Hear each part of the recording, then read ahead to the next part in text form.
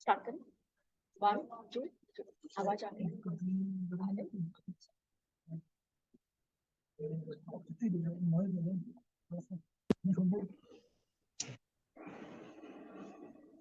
Sir शुरू करें?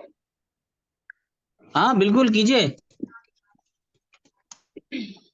नमस्कार, आप सभी को मेरा सादर प्रणाम एवं अभिनंदन। सर्वप्रथम आप सभी को राष्ट्र पर्व एवं स्वतंत्रता दिवस की 76वीं वर्षगांठ की अग्रिम शुभकामनाएं एवं बधाई। राष्ट्र प्रथम सदैव प्रथम। आजादी के अमृत महोत्सव बैनर तले आज के इस वेबिनार का आयोजन राजकीय शाकंभरी पीजी महाविद्यालय द्वारा संचालित इंस्टीट्यूशंस इनोवेशन काउंसिल के तत्वाधान में किया जा रहा है, जिसका शीर्षक है angel investment venture capital funding opportunities for early stage entrepreneur. आज के इस कार्यक्रम में भाग लेने के लिए, हम सबसे जुड़ने के लिए आप सभी का बहुत बहुत आभार। मैं डॉक्टर प्रियंका शर्मा, सहायक आचार्य प्राणी शास्त्र विभाग, पूरे महाविद्यालय परिवार की ओर से आप सभी की गरिमा में उपस्थिति को सादर वंदन करती हूँ, अभिनंदन करती हूँ, स्वागत करती हूँ। मैं सर्वप्रथम स्वागत करती हूँ महाविद्यालय परिवार के मुखिया, हम सबके ऊर्जा एवं प्रेरणा के स्रोत, परम आदरणीय प्राचार्य प्रोफेसर दीपक कुमार शर्मा सर का। कार्यक्रम में सादर आमंत्रित मुख्य अतिथि एवं वक्ता परम आदरणीय श्री गिरीश कुमार शर्मा जी सर का। महाविद्यालय परिवार के वरिष्ठ संकाय सदस्य आदरणीय डॉक्टर ज्ञान प्रकाश दायमा जी सर का। आईआईसी प्रेसिडेंट आदरणीय प्रोफेसर जया राय मैडम, महाविद्यालय परिवार के अन्य समस्त सम्मानित संकाय सदस्य, ऑनलाइन माध्यम से जुड़े अन्य सम्माननीय अतिथिगण, सभी विद्यार्थी प्रतिभागियों का मैं हार्दिक स्वागत करती हूँ, अभिनंदन करती हूँ। आदरणीय प्राचार्य जी की गरिमा में उपस्थिति मैं उल्लेख करना चाहूंगी कि महाविद्यालय में इनोवेटिव इकोसिस्टम को सुदृढ़ करने व नवाचार एवं स्टार्टअप की संस्कृति को व्यवस्थित रूप से बढ़ावा देने के लिए वर्ष 2020 में इंस्टीट्यूशंस इनोवेशन काउंसिल का गठन किया गया, जो शिक्षा मंत्रालय भारत सरकार की एक बहुत महत्वपूर्ण पहल है, जिसका उद्देश्य नवाचार के लिए शैक्षणिक माहौल तैयार करना है, युवा छात्र छात्राओं को एक ऐसा मंच प्रदान करना है, एक ऐसा रचनात्मक वातावरण प्रदान करना है जहां युवा स्नातक स्तर पर ही नवाचार के लिए प्रोत्साहित हो सके, अपनी रचनात्मक ऊर्जा एवं सकारात्मक व्यवहार से नवाचार को सफल स्टार्टअप में बदल सके, एक सफल उद्यमी बन सके। इस हेतु आईआईसी काउंसिल के द्वारा महाविद्यालय में वर्ष भर विभिन्न गतिविधियों का आयोजन किया जाता है, नवाचार, उद्यमिता एवं बौद्धिक संपदा से संबंधित, जिनका निर्देशन इनोवेशन सेल शिक्षा मंत्रालय के द्वारा किया जाता है। इसमें मुख्य रूप से boot camp, seminar, webinar, expert talk और कॉम्पिटिशन्स रहे हैं, और ये हम पूरे महाविद्यालय के लिए गर्व का विषय है। इन सब गतिविधियों के आधार पर महाविद्यालय ने राष्ट्रीय स्तर पर इनोवेशन सेल शिक्षा मंत्रालय के द्वारा 3.5 स्टार रेटिंग प्राप्त की है, एवं राज्य स्तर पर महाविद्यालय आईआईसी काउंसिल के लिए गवर्निंग मेंबर के रूप में मनोनीत किया गया। आज का यह वेबिनार भी इसी क्रम में आयोजित किया गया है, जिसका मुख्य उद्देश्य नवाचार या किसी भी नए आइडिया को एक मजबूत स्टार्टअप में बदलने के लिए आवश्यक फंडिंग अपॉर्चुनिटी, जैसे कि funding schemes, investors, funding organisation के बारे में जानकारी हासिल करना। आज के कार्यक्रम में आगे मैं स्वागत उद्बोधन मुख्य अतिथि के संक्षिप्त परिचय के लिए हमारे संरक्षक पथ प्रदर्शक प्राचार्य जी को सादर आमंत्रित करती हूँ।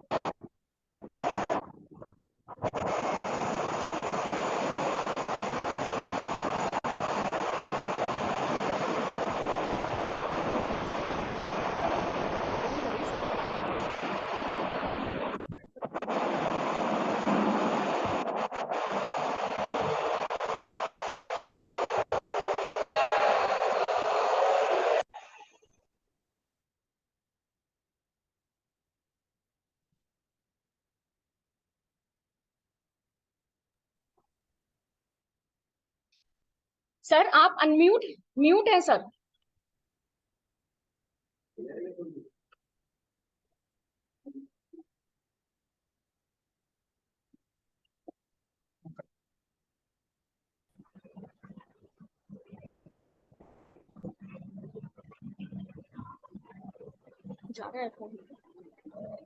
मेरी आवाज सर? हाँ अब आ रही है सर, अब आ रही है आपकी आवाज।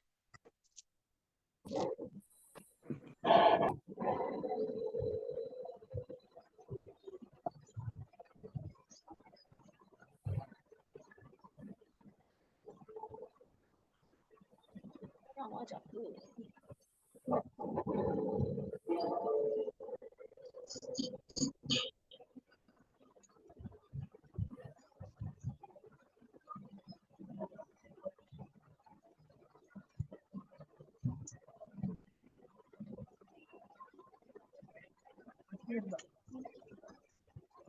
सर आपकी आवाज नहीं आ रही है।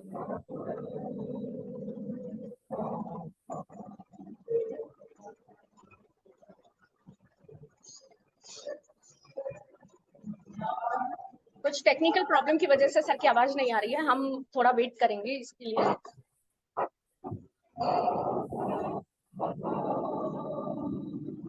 हाँ, अब मेरी आवाज आ रही है?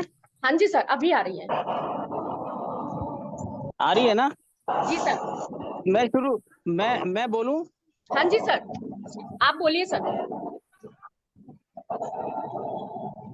गिरीश जी जुड़े हुए हैं ना? हाँ जी sir. Yes, sir, I am there. मैं इशू के कारण से अभी थोड़ा सा विवाद हुआ है। अब शायद मेरी आवाज आ रही होगी, मुझे उम्मीद है। हाँ जी सर। सबसे पहले मैं इनोवेशन काउंसिल की तरफ आयोजित इस वेबिनार में आप सभी का महाविद्यालय परिवार की ओर से स्वागत करता हूं। आज इस वेबिनार में जिनका मार्गदर्शन हमें मिले है उनकी एक परिचय आपके समक्ष रखना चाहूंगा। आज के जो हमारे मुख्य वक्ता हैं आदरणीय श्री गिरीश कुमार शर्मा जी।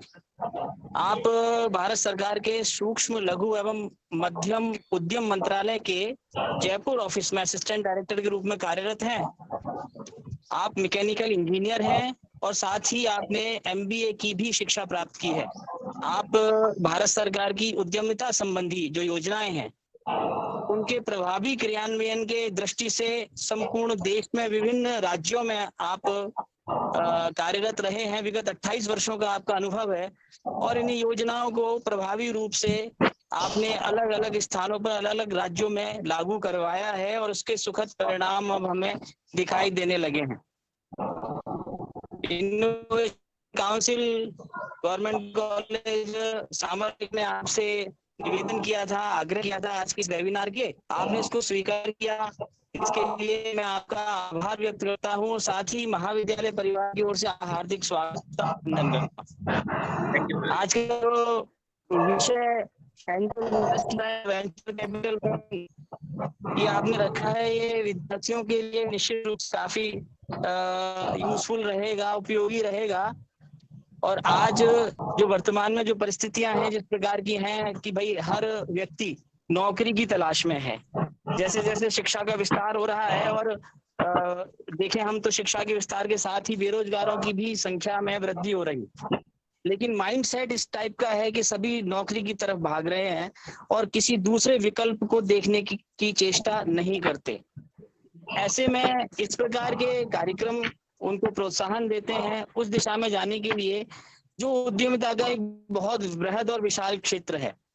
उद्यमिता में न केवल कोई भी युवा स्वयं अपने पैरों पर खड़ा हो सकता है बल्कि 4 अन्य लोगों को भी नौकरी देने की स्थिति में आ सकता है। तो ये बहुत ही ऐसा एक ब्राइट फील्ड है जो देश में इसमें आज बहुत बड़े पैमाने पर काम हो रहा है और आगे इसमें उत्तरोत्तर वृद्धि की संभावनाएं भी दिखाई देती हैं। तो ये जो मूल विषय है वो ये है कि माइंडसेट चेंज करना युवा का और उसको गाइड करना कि किस तरह से वो अपना एक नया स्टार्टअप शुरू कर सकता है, उसको फंडिंग कहाँ से हो सकती है। इस सारे विषय को लेकर आज की इस वेबिनार का आयोजन किया गया है और हमें उम्मीद है कि आदरणीय गिरीश कुमार जी के वक्तव्य के बाद बहुत कुछ जानकारी हमें मिलेगी और हम उसका उपयोग कर पाएंगे। सभी युवा इससे जुड़े, यही एक संदेश इस वेबिनार का है। मैं एक बार पुनः महाविद्यालय परिवार की ओर से गिरीश जी का बहुत बहुत आभार भी व्यक्त करता हूं और स्वागत करता हूं। बहुत बहुत स्वागत है, आभार, धन्यवाद। धन्यवाद सर आपके इस विशेष उद्बोधन के लिए, आपकी मोटिवेशन के लिए। स्टार्टअप दुनिया का एक ऐसा कड़वा सच है कि बहुत सारे बिजनेस आइडियाज इसलिए भी हकीकत में नहीं आ पाते कि क्योंकि उन्हें वक्त पे फंडिंग नहीं मिलती है। सभी पार्टिसिपेंट से मेरा विनम्र अनुरोध है, कृपया आप अपने म्यूट करें। हाँ। लेकिन उसको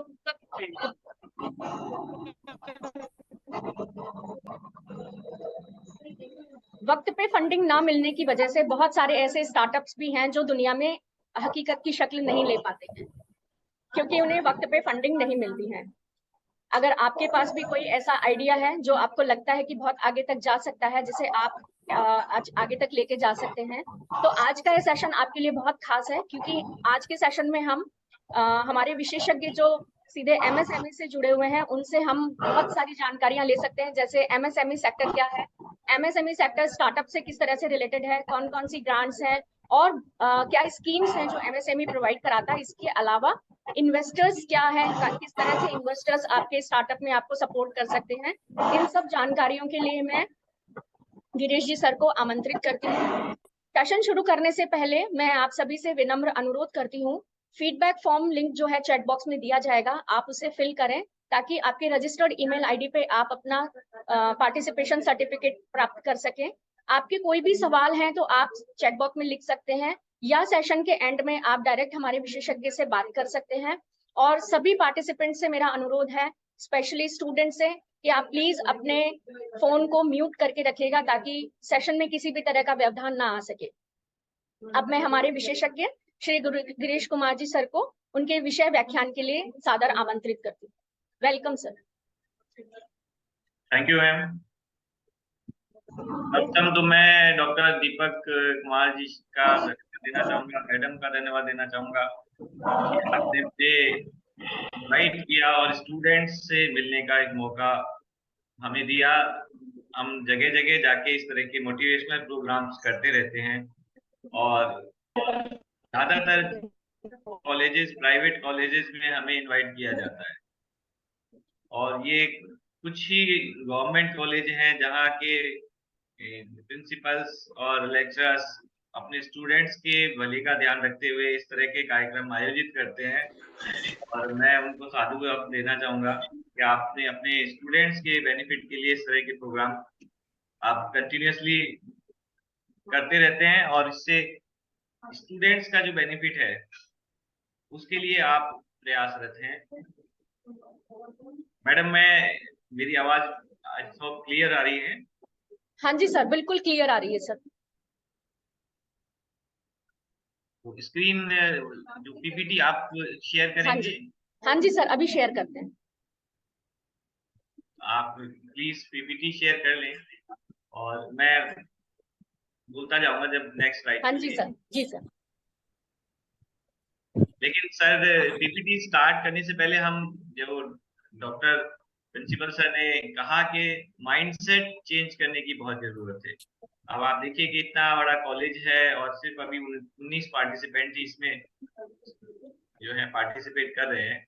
इसका मतलब वो यही है कि लोगों का माइंडसेट चेंज नहीं हो रहा है, और उसका रीजन है कि हम जो बचपन से सुनते आ रहे हैं, जिस तरह से सिस्टम हमारा चल रहा है, विशेष करके छोटे शहरों में, जैसे मैं भी छोटे शहरों से आता हूँ, तो जब हम स्कूल जाते थे तो एक ही चीज पेरेंट्स से और हमारे रिलेटिव से सबसे यही बोला जाता, सब यही बोलते थे कि आप अच्छे से पढ़ाई करें और ताकि आपके बहुत अच्छे अच्छे मार्क्स आएंगे, और जब अच्छे मार्क्स आएंगे तो आपको एक अच्छी नौकरी मिलेगी। तो हमारे स्कूल में पहले दिन से बच्चा स्कूल जाता है, उसी दिन से उस बच्चे को एक नौकर बना दिया जाता है, और ये माइंडसेट की वजह से सभी लोग जब कॉलेज से बाहर आते हैं तो वो नौकरी ढूंढते हैं। अब नौकरी मिलेगी जब जब कोई नौकरी देने वाला होगा। अगर कोई नौकरी देने वाला ही नहीं होगा तो नौकरी कहाँ से मिलेगी? सरकारी नौकरी सभी लोगों को बहुत ल्यूक्रेटिव लगती है, लगता है कि हम गवर्नमेंट में काम करें तो यहाँ पैसा अच्छा मिलता है, सिक्योरिटी है और काम भी नहीं करना पड़ता है। एक माइंडसेट लोगों के मन में बन गया है, लेकिन ये कभी भी नहीं होगा कि आप बिना काम करे कुछ पैसा कमा लें, ये पॉसिबल ही नहीं है। काम तो सभी जगह करना पड़ेगा, लेकिन सरकारी नौकरी में थोड़ी सिक्योरिटी है, लेकिन सरकारी नौकरी आज मिलती नहीं है क्योंकि सब लोग पढ़ गए हैं। आपको मैडम मैं शेयर करना चाहूंगा कि मेरे फादर मेरे सर, फादर जब उन्होंने एग्रीकल्चर इंजीनियरिंग में, हेलो, के पास साइकिल में से काम के लाइफ से मुझे नहीं दिखाई दे रही है। हेलो हेलो हेलो आप ले आए, थैंक हाँ ये मैं पहले भी 4 जमा करा के गई हूँ। हेलो, नहीं लग रहा हेलो, फिर ये नए लोग हम लोग मैडम आगे मैं आई ऑडिबल? फिर सारा यस सर, यस सर। उसके वो आगे तो मैं शेयर कर रहा था कि मेरे फादर ने इसी ऑर्डर में एग्रीकल्चर मांगे गए थे इंजीनियरिंग में यहाँ डिप्लोमा किया था से इसी ऑर्डर में मैंने और काट के रखी है।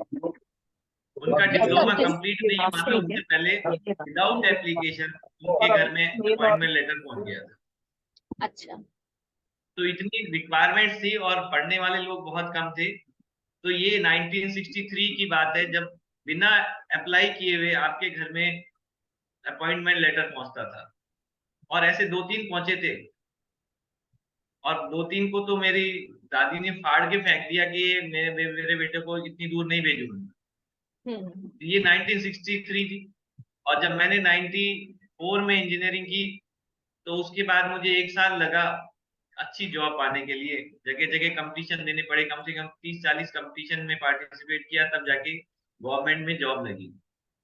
तो ये 30 साल का हुआ। अब जब 2023 है, अब जब मेरी बेटी है वो कंपटीशन के लिए तैयारी कर करके अल्टीमेटली वो डिसाइड कर चुकी है कि मेरा नहीं होगा, क्योंकि मैं इतनी कैपेबल नहीं हूँ कि मैं फर्स्ट 10 में आ सकूं। जब 10 लाख लोग कंपीट करते हैं और 10 पोस्ट होती है। तो ये सिचुएशन क्यों बदली? क्योंकि पहले बहुत सरकार की प्रयास नहीं थे। अब सरकारों के प्रयास से हमारे यहाँ एजुकेशन सिस्टम बहुत अच्छा डेवलप हो गया है। गांव-गांव में सब लोग पढ़ रहे हैं, और इंटेलिजेंस जो लोग हैं वो गांव में मिलते हैं, और उन्हीं लोगों की नौकरी भी लग रही है जिन लोगों के पास मेहनत करने का और पेशेंस है। सर, मैं एग्री करती हूँ और जिसके पास बिल्कुल कंटिन्यूअस, आप में से सभी लोगों की गवर्नमेंट जॉब लग सकती है, ऐसा नहीं है कि नहीं लग सकती है, लेकिन उसके लिए आपके पास इतनी हिम्मत होनी चाहिए, इतना पेशेंस, जिम्मेदारी नहीं होती है। और जैसे ही आपकी जॉब लगती है तो आदमी सोचता है कि अगर मैं 50,000 रुपये महीना कमाता हूँ तो एटलीस्ट 50,000 रुपये महीना का काम शुरू करूं, ताकि मुझे, तभी मैं ये जो है कुछ अपनी एंटरप्राइज खड़ी करूं। तो ये चीजें आपको फिर आगे जैसे जैसे बड़े होते हैं, आपकी जिम्मेदारियां होती है, आपकी फैमिली होती है, और आप उन जिम्मेदारियों में उलझ के रह जाएंगे और कभी भी अपना बिजनेस स्टार्ट नहीं कर पाएंगे। तो ये बिजनेस आप जितने जल्दी स्टार्ट करें और उतने ही बड़े हो, जैसे जैसे आपका लेवल बढ़ेगा तो आपका बिजनेस का स्टैंडर्ड भी बढ़ेगा, और बिजनेस का स्टैंडर्ड बढ़ेगा तो आपके फंडिंग रिक्वायरमेंट भी बढ़ेगी और रिस्क भी उतनी बढ़ेगी। जितनी जल्दी आप स्टार्ट करेंगे, अगर आप आज कुछ नहीं कमाते हैं, अगर आपका बिजनेस 10,000 रुपीज पर मंथ भी आपको कमा के देता है, तो आप खुश होंगे, और वो धीरे धीरे प्रोग्रेस करेगा।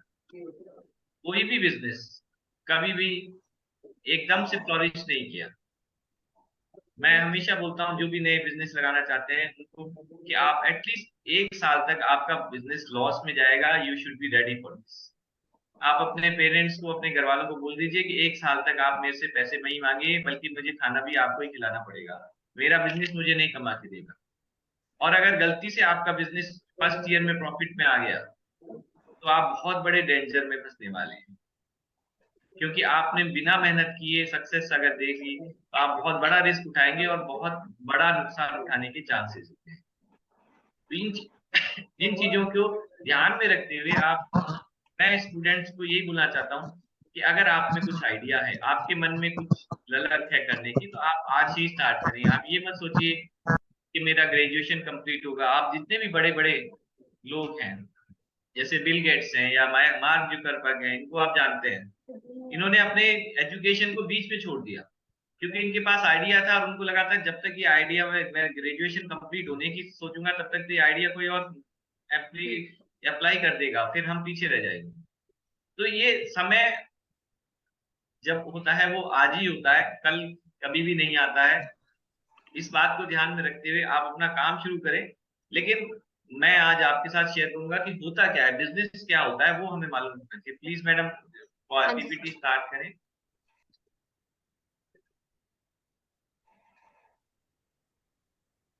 तो जैसे आपने सर ने बताया कि मैं MSME सूक्ष्म लघु एवं मध्यम उद्यम मंत्रालय में कार्यरत हूँ, जिसका कार्य सूक्ष्म लघु एवं मध्यम उद्यमों को बढ़ावा देना है। और इसमें सबसे पहले तो आपको ये मालूम होना चाहिए कि ये सूक्ष्म लघु और मध्यम उद्यम होते क्या है। उद्यम में दो तरह की चीजें होती हैं। एक तो जो कुछ लोग मैन्युफैक्चरिंग करते हैं, जिसको हम हिंदी में विनिर्माण करते हैं, अर्थात आप पदार्थ की किसी भी अवस्था को परिवर्तित करते हैं।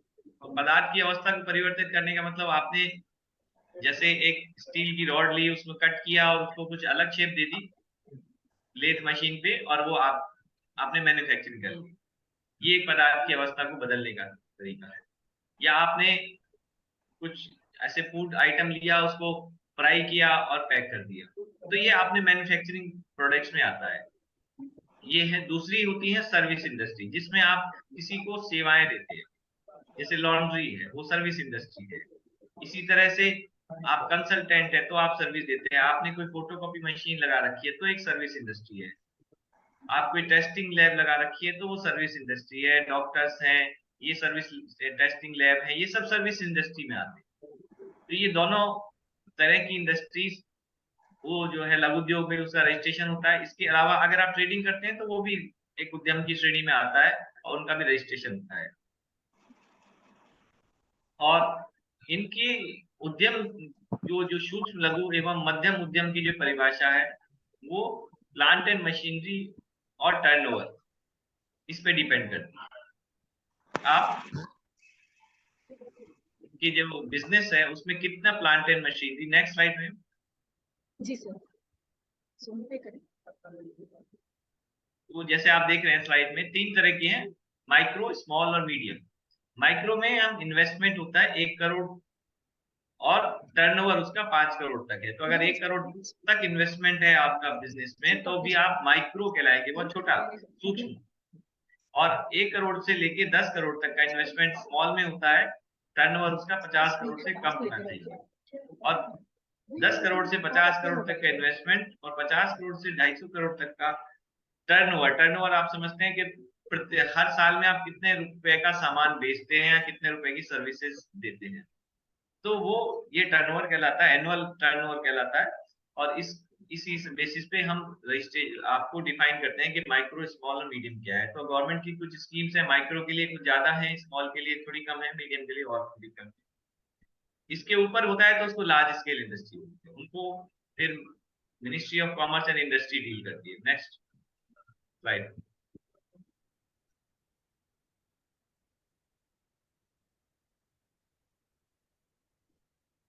तो अगर आप कोई भी बिजनेस शुरू करते हैं, तो आपको अपना बिजनेस का रजिस्ट्रेशन कराना होता है। उद्यम रजिस्ट्रेशन होता है। इसके लिए कोई भी व्यक्ति, उसको कहीं जाने की जरूरत नहीं है, आप ऑनलाइन अपना रजिस्ट्रेशन करा दें।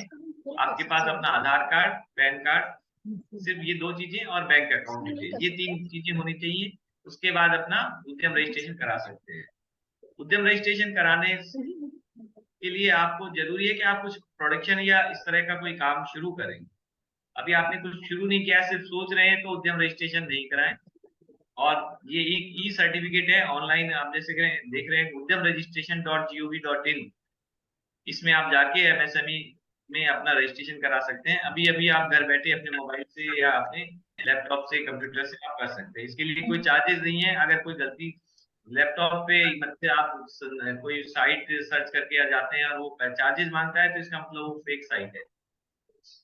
तो उस किसी भी व्यक्ति को या कंपनी को उद्यम रजिस्ट्रेशन कराने के लिए कोई चार्जेस नहीं। Next slide. यस। उद्यम रजिस्ट्रेशन करने का फायदा क्या होता है? उद्यम रजिस्ट्रेशन से आपकी कंपनी एक एंटिटी बनती है, और इसके साथ आपको गवर्नमेंट की जितनी भी स्कीम्स हैं उनकी बेनिफिट मिलता है। हम आगे स्कीम के बारे में चर्चा करेंगे। तो उद्यम रजिस्ट्रेशन एक आपकी एंटिटी है, और उससे आप अपने आप को प्रेजेंट करते हैं कहीं भी। उसमें गवर्नमेंट को पता लगता है कि आप कितना इन्वेस्टमेंट कर रहे हैं। नेक्स्ट स्लाइड पे।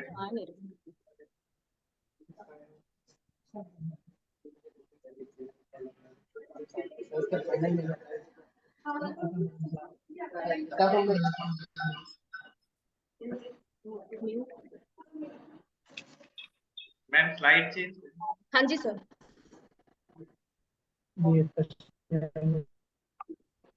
बेनिफिट बेनिफिट्स ऑफ उद्यम रजिस्ट्रेशन मैंने जैसे आपको बता दिया है। अब इसमें रिटेल एंड होलसेल ट्रेड भी आप एप्लीकेबल हैं। जो रिटेल करना चाहते हैं, बिजनेस करते हैं, ट्रेडिंग करते हैं, वो भी उद्यम रजिस्ट्रेशन करा। हाँ, अभी हो गए। जो बात करेंगे सर फंडिंग की, सर अभी इंटरनेट कनेक्शन में थोड़ी प्रॉब्लम, थोड़ा सा वेट कर लें प्लीज।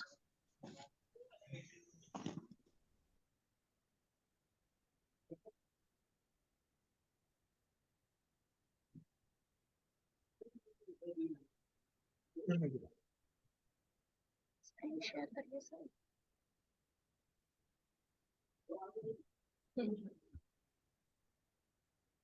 शेयर।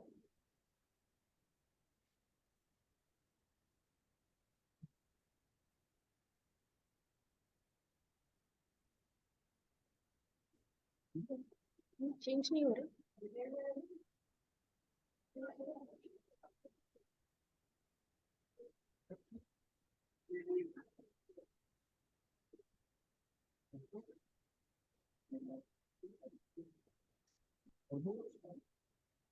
सर एक मिनट सर।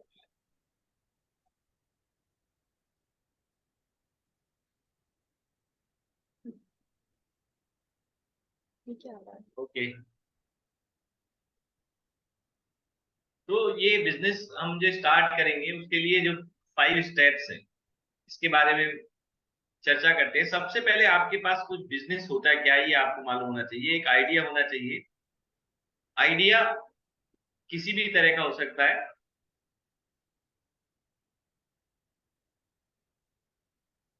वो आइडिया एस्टेब्लिश्ड आइडिया भी हो सकते हैं।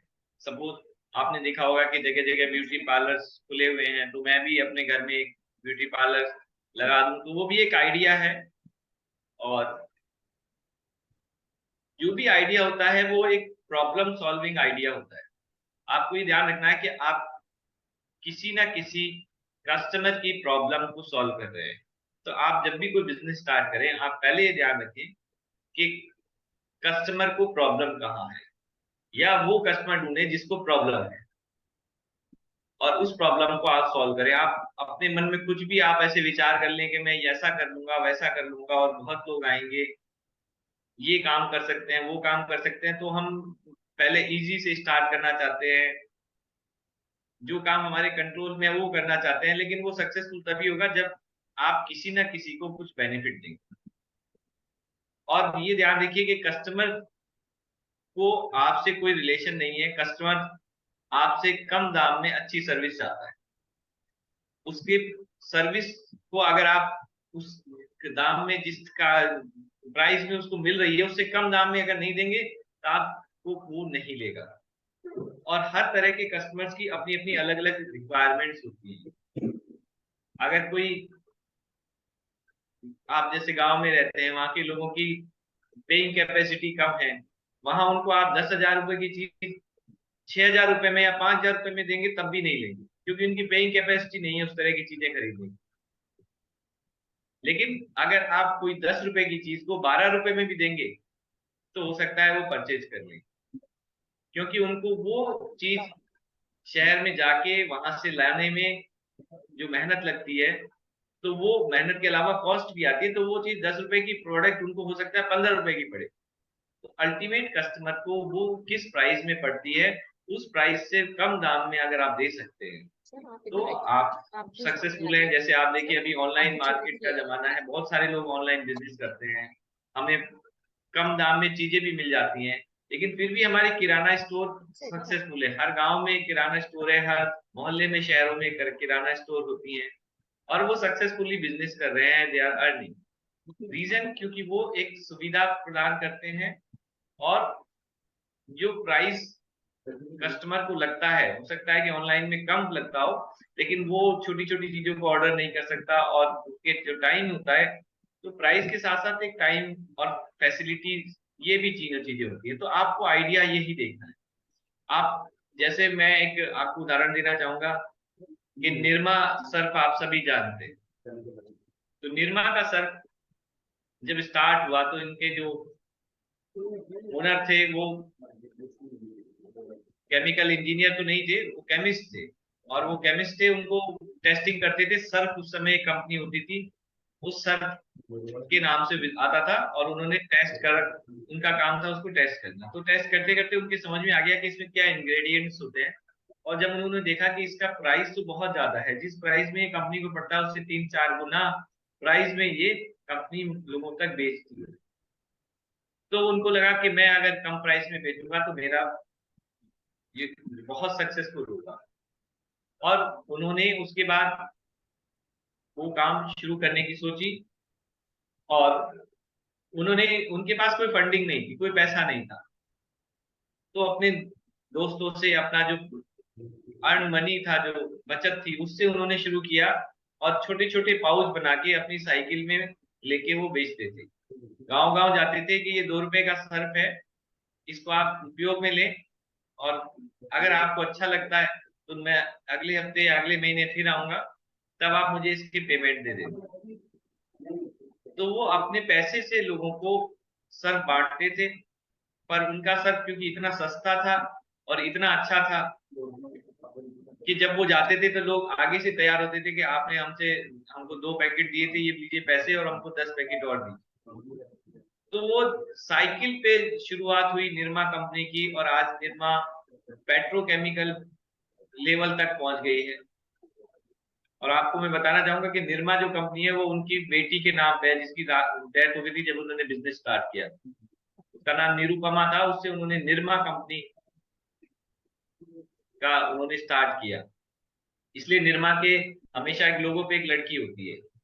तो ये बहुत छोटे से लेवल से इतने बड़े लेवल तक कि वो निरमा कंपनी कहते हैं कि निरमा कंपनी जिसको चाहती है उसकी गुजरात में गवर्नमेंट बनती है, उस लेवल तक निरमा पहुंच गई है। ऐसे ही धीरू भाई एक अंबानी है जो पेट्रोल पंप पे पेट्रोल बेचते थे, आज हमारी इंडिया की नंबर 1 कंपनी में से एक है। तो ये आप अगर इतना बड़ा बनना चाहते हैं तो कभी भी किसी जॉब में जॉब करके धीरू भाई अंबानी कितने भी बड़े आईएएस बन जाते, उनको कोई नहीं पूछता। आज हम सब जानते हैं उनके बेटे, और उन्होंने अपनी मतलब 7 जनरेशन तक वो एक इस्टेब्लिश कर दिया है। तो ये इसके लिए आइडिया बहुत जरूरी है, आइडिया होना चाहिए। आप कोई आइडिया है, जैसे स्टार्टअप की बात करते हैं, स्टार्टअप में आइडिया यूनिक होता है जो पहले कभी नहीं होता। अभी जैसे बहुत सारे लोग हैं हमारे, मैं स्कीम्स के आगे चर्चा करूंगा, तो बहुत सारे लोगों को हमने हेल्प दी है जो नए नए तरह के आइडिया बनाते हैं। जैसे आईआईटी जोधपुर में एक स्टूडेंट है, वो पानी को छानने का आइडिया है, जो पुराने टाइम में हमारे घड़े हुआ करते थे, वो मिट्टी से ऐसा बना रहे हैं जिस बिना बिजली के वो पानी छन के, और वो उसमें से फ्लोराइड निकल जाए, उसमें से केमिकल निकल जाए, वो सिर्फ छानने से, मिट्टी से छानने से वो। तो ये गांव गांव में उस तरह की चीजें एप्लीकेबल हो जाएगी, तो गवर्नमेंट उनको फंड दे रही है, वो उस पर काम कर रहे हैं। ऐसे ही बहुत सारे लोग नए नए आइडिया के साथ, जैसे पानी के ऊपर बहुत सारे, हमारी राजस्थान में पानी की बहुत प्रॉब्लम है, तो पानी पे बहुत सारे लोग काम कर रहे हैं कि पानी में हम कुछ बैक्टीरिया डेवलप करते हैं जिससे फ्लोराइड खा जाए। तो आप में से जो लोग केमिकल पे के काम कर रहे हैं, बीएससी केमिकल में है, तो वो लोग इस तरह की चीजें सोच सकते हैं, और वो आप आइडिया वो देखिए जिसमें अपने सोसाइटी को बेनिफिट, तब आपको गवर्नमेंट भी हेल्प करेगी। अगर आपका बिजनेस आइडिया है जिसमें सोसाइटी का ज्यादा बेनिफिट नहीं है, तो गवर्नमेंट कम हेल्प करती है उसमें। तो ये बिजनेस है, इस तरह की आइडिया लें। तो आइडिया हमेशा से वो होना चाहिए जिसमें कोई एक परेशान कस्टमर को बेनिफिट हो, और उसको कम प्राइस में हम सामान दे सकें। इसके बाद वो आइडिया तो आपने एस्टेब्लिश कर दिया, सपोज जैसे अभी पेट्रोल की कमी है, तो हमने कोई आइडिया बना लिया कि हम पेट्रोल बनाएंगे, लेकिन आपको पेट्रोल बनाने की टेक्निक नहीं मालूम, तो इस तरह के आइडिया का कोई मतलब नहीं है। तो आइडिया वो हो जिसके पास, आपके पास नेक्स्ट स्टेप है, स्किलिंग होनी चाहिए। स्किलिंग मतलब आपको नॉलेज होनी चाहिए, बेसिक नॉलेज होनी चाहिए। अभी तो सुबह ही मेरे पास आए कि सर मैं एक स्टूडेंट के मैं एक ऐसा ऐप बना दूं कि वे ऐसे हो जाएगा वैसे हो जाएगा। तो उनको मैंने कहा भाई आपकी क्वालिफिकेशन क्या है, तो बोला सर मैं तो बीए पास हूँ। तो मैंने कहा आपके पास वो स्किल नहीं है तो आपको कैसे कोई सपोर्ट करेगा। आपको पहले कोई कंप्यूटर कोर्स करो, इस तरह की चीजें सीखो, ऐप कैसे डेवलप होता है, कोडिंग सीखो, तब जाके आप कोई ऐप बनाने में एंट्री करो। तो बेसिक स्किलिंग आपको लेनी है। हमारी ministry entrepreneurship skill development programme चलाती है, कभी उस तरह की चीजों में आप कर सकते हैं, ट्रेनिंग ले सकते हैं। गवर्नमेंट की बहुत के जो है प्रधानमंत्री नॉलेज के PMKY एक ट्रेनिंग है, उसमें आपको इस तरह की ट्रेनिंग लें। बहुत सारे अटल इंक्यूबेशन सेंटर्स आपने देखा होंगे, टिंकरिंग लैब स्कूलों में लगी हुई है, कॉलेजेस में लगी हुई है, वहां से आप इस तरह की चीजों को, आइडिया को देखें। इसके बाद मेंटरिंग होती है। मेंटरिंग के लिए गवर्नमेंट सपोर्ट सिस्टम है, जैसे हम एक मेंटर हैं, आपको गाइड करेंगे। इसके बाद इंक्यूबेशन, अगर आप कुछ ऐसा यूनिक आइडिया है, वो इंक्यूबेशन होता है, तो वो इंक्यूबेशन करने के लिए हम mentoring support government of India देती है, और department of science and technology भी देता है। कॉलेज में भी इस तरह के प्रोग्राम्स होते हैं। तो अगर आपके पास कोई आइडिया है, स्किल है और वो रजिस्टर्ड है, तो जैसे हम आगे बात करेंगे स्टार्टअप इंडिया स्कीम की, तो उसमें आपको सपोर्ट सिस्टम है। राजस्थान गवर्नमेंट का आई स्टार्ट एक सेंटर है, जहां आपको इस तरह की मेंटरिंग सपोर्ट मिलती है। उसके बाद आता है फाइनेंशियल असिस्टेंस। जब आप मेंटरिंग करके आपका वो, आपको एक आइडिया आप इस लेवल पे ले आते हैं कि अब हम इस पे बिजनेस कर सकते हैं, तो आप, जरूरी नहीं है कि आपके पास यूनिक आइडिया हो सकता है कि आपके पास पुराना सा एस्टेब्लिश आइडिया हो कि सर जयपुर में इस तरह का एक शॉप लगती है। जैसे मैंने देखा कि आजकल पूरे सिटी में जो अपने महिलाएं यूज करती हैं मंदिरों में, ये जो पूजा पाठ का काम होता है, उस तरह की बहुत सारी शॉप्स हैं, जहाँ आपको धूप बत्ती अगरबत्ती से लेके शादी ब्याह में जो पूजा पाठ में काम आने वाली हर चीज मिलती है। तो वो ऐसी चीज है, वो ऐसी आप देखें कि आसपास मेरे कहीं नहीं है, तो आप वो बिजनेस कर सकते हैं। आप अपने आसपास बेकरी खोल सकते हैं। तो ये चीजें, ये एक आइडिया है। आप देखें कि हमारे यहाँ आसपास लोग परेशान है कि अच्छे बेकरी प्रोडक्ट नहीं मिलते हैं, बिस्किट नहीं मिलते हैं, केक नहीं मिलते हैं, पेस्ट्रीज नहीं मिलती हैं। तो मैं अपने एरिया में इस तरह के बिजनेस खोल सकता हूँ, या अब मैं बेकरी बना भी सकता हूँ। या बड़े लेवल पे काम करें तो आप इवन पास्ता मैन्युफैक्चरिंग यूनिट लगा सकते हैं, न्यूडल्स, मैगी जैसे न्यूडल्स मैन्युफैक्चरिंग यूनिट लगा सकते हैं। ये बहुत सारे ऐसे जो आइडिया है, इनमें आपको टेक्नोलॉजी मिल जाती है अवेलेबल, और उसके लिए आपको फिर सीधे आप फाइनेंस, उसके लिए आपको मेंटरिंग की भी ज्यादा रिक्वायरमेंट नहीं होती, फिर आप सीधे फाइनेंशियल एसिस्टेंस में जाएंगे। और उसके बाद मार्केटिंग आती है। तो सबसे लास्ट में जो मार्केटिंग में भी गवर्नमेंट हेल्प करती है, लेकिन आपको कोई भी आइडिया स्टार्ट करने से पहले मार्केटिंग को ध्यान में रखना चाहिए। अभी जितनी भी बड़ी बड़ी कंपनियां हैं, उनके जो हेड होते हैं वो मार्केटिंग मैनेजर होते हैं, क्योंकि बेचना सबसे इंपॉर्टेंट होता है। तो आप मार्केटिंग में, कस्टमर कितना बड़ा तो मार्केट है, कितने करोड़, कितने 100 करोड़ का मार्केट है, और उसमें से हमको कितना मिल सकता है, हमारा कंपटीटर कौन रहेगा, ये ध्यान रखें। और ये जरूरी नहीं कि आप एस्टेब्लिश प्रोडक्ट ही बेचिए। जैसे आप साबुन है, साबुन की बहुत बड़ी बड़ी कंपनियां हैं, लेकिन आप, जरूरी नहीं है कि साबुन बना के ही उनसे कंपटीशन करेंगे। आप ये देखें कि साबुन का काम क्या है, साबुन क्या काम करता है। साबुन आपको हाथ पैर धोने के लिए, आपके बॉडी को धोने के लिए, स्वच्छ करने के लिए काम आता है। अगर आप ऐसा कोई सोल्यूशन बना लें, केमिकल सोल्यूशन बना लिया, या आपने घरों में पहले जैसे होता था उपटन होता था, इस तरह की कोई चीज निकाल ली, तो आप वो साबुन के अलावा आप कोई लिक्विड चीजें भी निकाल के और वो भी काम ले सकते हैं कि आप ये साबुन की जरूरत ही नहीं है आप। तो ये नए नए आइडिया हैं। इस तरह की चीजों का आप सोचें, और जब भी आप कोई बिजनेस स्टार्ट करें तो सॉल्यूशन जो है, प्रॉब्लम पे अटैक करें। सॉल्यूशन तो पहले से होंगे, पर आप एक नया सॉल्यूशन लेके आएंगे। नेक्स्ट स्लाइड में।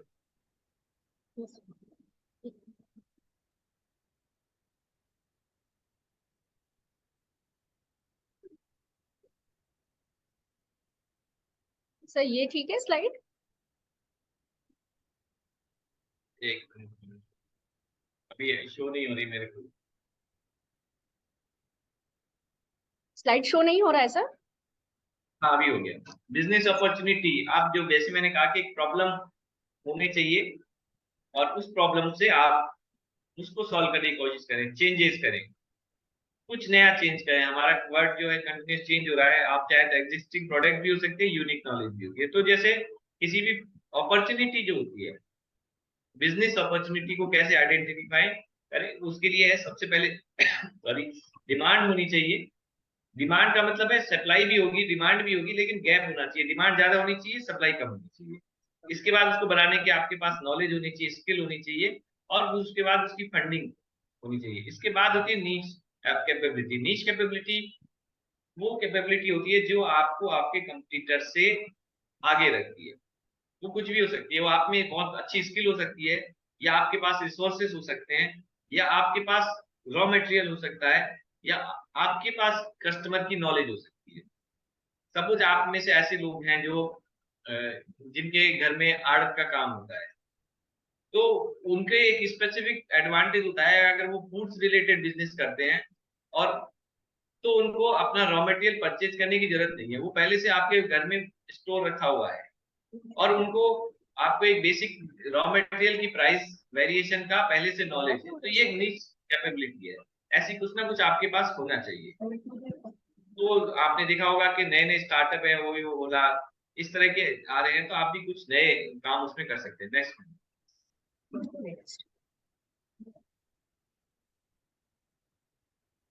नहीं हो रहा सर।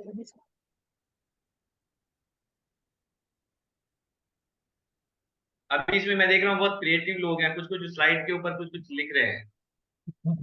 ओह, ये बात बच्चे कर रहे हैं, तो ये बच्चे कर रहे हैं। इस तरह की मेंटरिंग। नेक्स्ट स्लाइड में नेक्स्ट स्लाइड।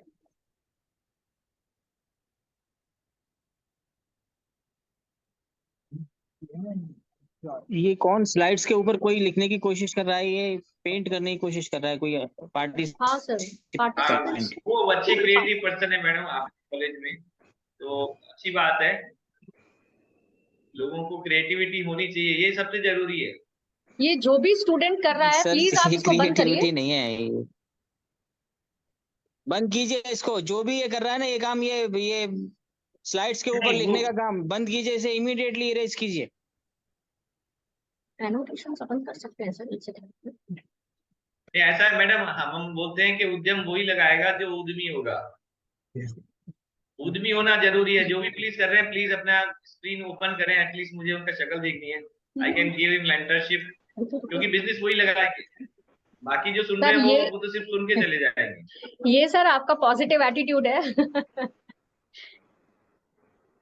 नहीं नहीं, मैं तो हमेशा वही, जो बच्चा क्लास में फर्स्ट आ रहा है वो तो सोचेगा मुझे तो गवर्नमेंट जॉब मिल जाएगी, यस वो तो उस चक्कर में उस भवन में पढ़ने वाला है। लेकिन जिसके मार्क्स कमा रहे हैं उसे पता है मेरी जॉब तो लगेगी नहीं, तो उसके लिए बिजनेस बहुत अच्छी चीज है।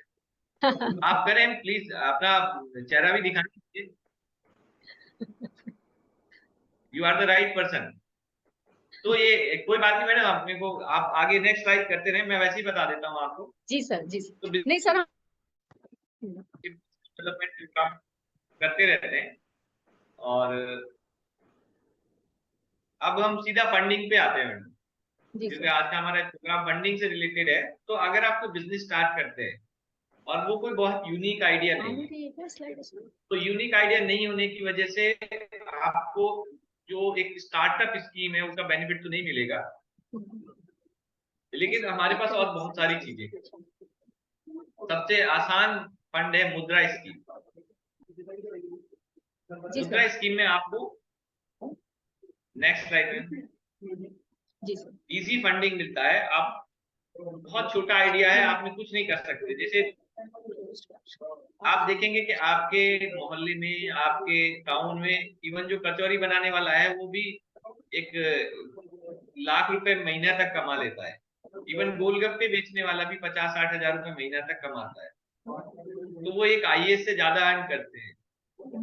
और इस तरह के लोगों को, इस तरह का काम भी आपको बहुत सारी बेनिफिट है। इसके लिए प्रधानमंत्री जी ने प्रधानमंत्री मुद्रा योजना के शुभारंभ किया था, जिसमें 50,000 रुपए से लेकर 10 लाख रुपए तक का आपको फंडिंग मिलती है।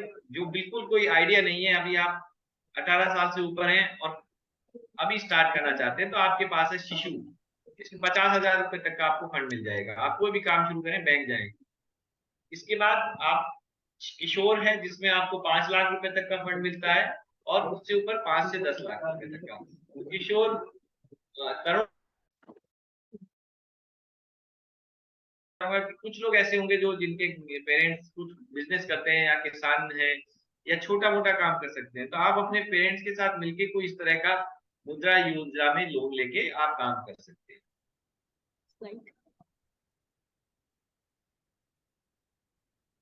इसके बाद जो स्कीम है बहुत ज्यादा, वो है प्रधानमंत्री employment generation fund, PMEGP।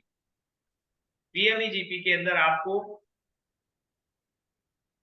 50 lakh रुपए तक के प्रोजेक्ट पे लोन मिल जाएगा।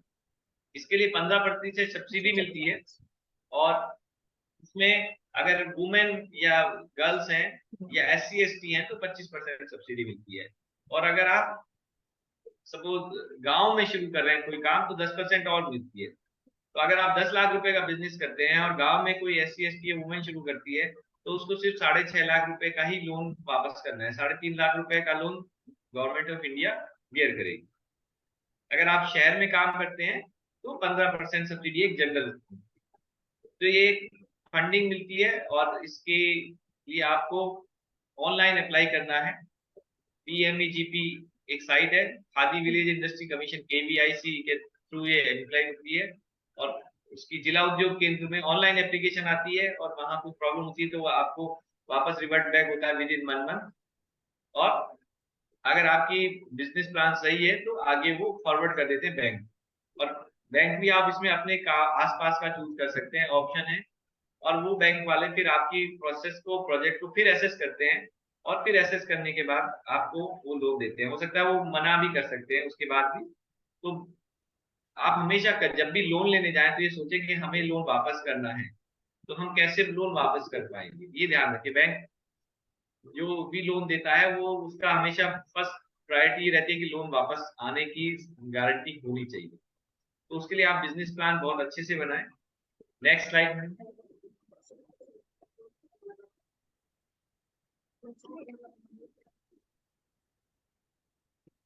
जैसे मैंने कहा कि 50 लाख रुपए तक का इसमें प्रोजेक्ट है, और सर्विस सेक्टर का या ट्रेडिंग का इस तरह का काम है तो 20 लाख रुपए तक। इसके बाद भी कोई बड़ा प्रोजेक्ट है तो आप शुरू कर सकते हैं 1 करोड़ तक भी, लेकिन आपको फंड जो सब्सिडी है वो 50 लाख रुपए की मिलेगी। Next slide.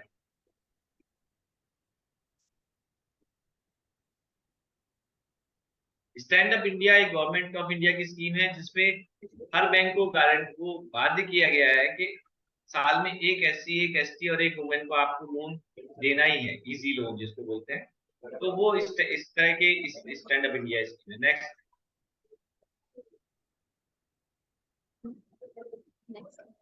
Next slide.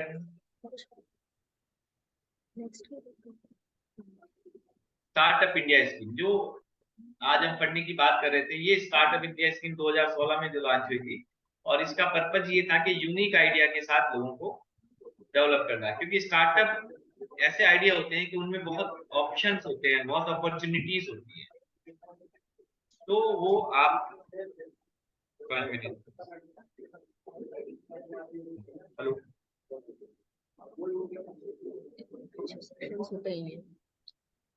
हाँ 1 मिनट 10 मिनट 5 मिनट। तो ये स्टार्टअप इंडिया स्कीम में आपको इसलिए गवर्नमेंट इजी फाइनेंस करती है ताकि आपने देखा होगा कि व्हाट्सएप है जैसे, या गूगल है, ये सब एक स्टार्टअप की तरह शुरू हुए, बहुत कम फंडिंग में शुरू हुए और बहुत हाई लेवल तक पहुंच गए, वर्ल्ड वाइड इनकी प्रेजेंस शुरू हुई। तो ऐसा कुछ आइडिया लेके आप भी स्टार्ट कर सकते हैं। और जीमेल आप जानते हैं, जीमेल भी एक इंडियन ने स्टार्ट किया, और उन्होंने बहुत मेहनत की, 2 साल तक लोगों को समझाते रहे कि ऐसा एक ईमेल होगा। पहले ईमेल पहले से लॉन्च हो चुका था, पर वो ऐसा मेल चाहते थे जिसमें किसी को पैसे देने की जरूरत नहीं पड़े, फ्री ऑफ कॉस्ट में इसको दो, सर्विस को। और बैंक उनको बार बार मना कर देते थे। अल्टीमेटली स्टार्टअप में उनको अमेरिका में एक लोन मिला, और उनका स्कीम उन्होंने चलाया 2-3 साल तक चलाते रहा। बाद में इन्वेस्टर्स को समझ में आ गया कि इसमें बहुत अपॉर्चुनिटीज है, और उनकी कंपनी लॉस में थी 3 साल के बाद भी। उसके बाद भी उनको मेरे ख्याल से $80 करोड़ में वो परचेज कर ली गई। ये बहुत पुरानी बात है, जब स्टार्टिंग में इस तरह की चीजें स्टार्ट हुई। तो आप भी कोई आइडिया शुरू करते हैं, जैसे जोमेटो है, ये अभी अब जाके शायद प्रॉफिट में आ रहे हैं, और ओला, उबर, ये सब 2-3-4-5 साल तक लॉस में रहते हैं, लेकिन आपको फंडिंग मिलती रहती है क्योंकि उनको पता है कि इसकी स्कोप बहुत है इसमें आगे बढ़ने की। Next slide. तो ये डिपार्टमेंट ऑफ DPIIT है, इंडस्ट्रियल इन्वेस्टमेंट उनका ministry of commerce and industry का, जिसमें आपको स्टार्टअप में आप रजिस्टर्ड हो सकते हैं। आप एक लीगल एंटिटी बनाएं अपनी कंपनी की, और उस लीगल एंटिटी के थ्रू आप स्टार्टअप इंडिया स्कीम में अपने आप को रजिस्टर कर सकते हैं। इसमें आपको रिलैक्स नॉर्म्स मिलेंगे, और आपको स्टार्ट करने के लिए भी इजी है और बंद करने के लिए भी, कंपनी बंद करना भी आसान होता है। तो इसमें government of India income tax benefit देती है 3 साल तक, और 7 साल तक के लिए आपको बेनिफिट्स मिलते हैं। कैपिटल गेन में आपको टैक्स एग्जेम्पशन मिलता है। ये स्टार्टअप इंडिया स्कीम है। Next slide. टाइम पूरा होने का थोड़ी रहता होगा। इंक्यूबेटर स्कीम एक हम इस पे चर्चा करेंगे। तो बस क्या है?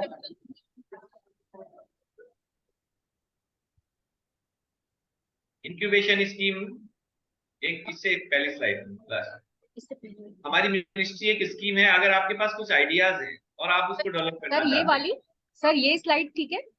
हाँ ये ठीक।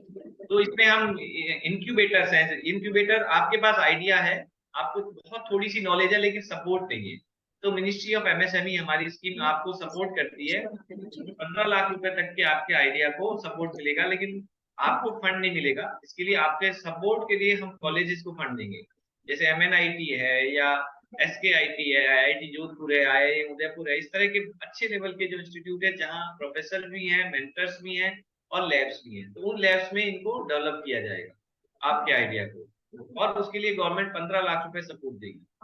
आप उसको, जब वो आइडिया डेवलप हो जाएगा तो उसके बाद उसको फिर स्टार्टअप इंडिया फंड स्कीम के तहत आपको फंडिंग मिलेगी।